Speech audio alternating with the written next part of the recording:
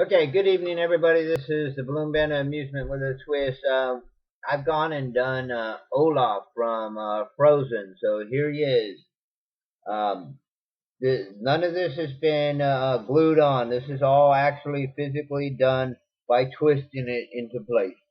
This one on the bottom is a 12-inch round, stuffed four uh, tie-ons in, two for the feet, two for the bubbles, and then the midsection is the nozzle. Um, as for the face, you can see we got googly eyes. They actually wiggle around. I got what is diamond clear with the black rounds or black 260s inside that I cut off, so they jiggle around. Um, I did have his eyebrows on here, but they didn't go the way I wanted. So I took them off because I blew them up just like I blew up his hair, and they didn't want to stay curled over his eye. And the only way I could figure to do that was to glue them in place, and I don't glue nothing in place, especially if I'm making these in public places. Um, it'd be great for a balloon decoration for a table centerpiece or something.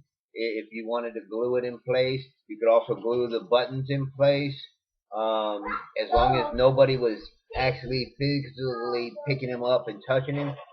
As for the way he is now, you can grab his buttons and twist them, and they're not gonna hurt the design because they are on there.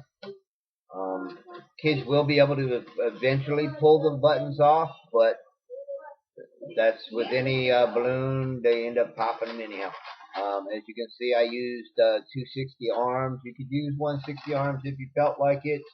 I just had 260s laying around, and we were talking about let's do something from Frozen. So I did Olaf. As you can see, he gives big hugs. Ooh, hug, hug. He's got his buck teeth. This is actually kind of like part of like Mater's buck teeth, except for on Mater's buck teeth, I use the two ear twists at the top in order to give them more of a buck teeth shape. But since his actually come from his top jaw, I didn't do that. This is a 5-inch round black shoved in there. I thought about putting these on the inside, but these actually help hold his head in place in spots. So I left them on the outside. You could roll them inside if you actually physically wanted by putting them on the bottom and just shove them in. But I have an extra balloon in the middle of there to like kind of help support his head due to the way it's shaped. I needed to be able to conform the front jaw in order to come down and around, and the top jaw in order to come out and around. So it's really up to you how you do your design. I've also tried to have his nose like I do with the Pluto and stuff, where it's actually bridged on the teeth. But that doesn't work quite as well, because then you end up with something that looks like he's looking down. But that's up to you. That works too. Like I say, all your balloon creations are your own. So whatever you come up with works for you. Now I got this. Hey.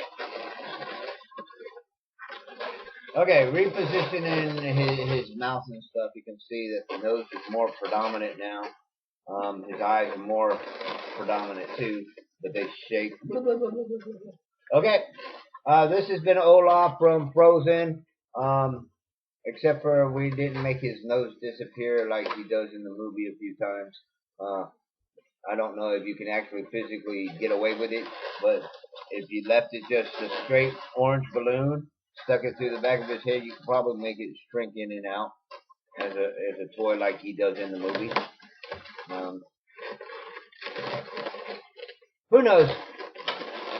I hope you've enjoyed the video. Again, this is Olaf. We got all his buttons, all his feet, all his pieces, and his head. Okay, take care. Bye. Enjoy.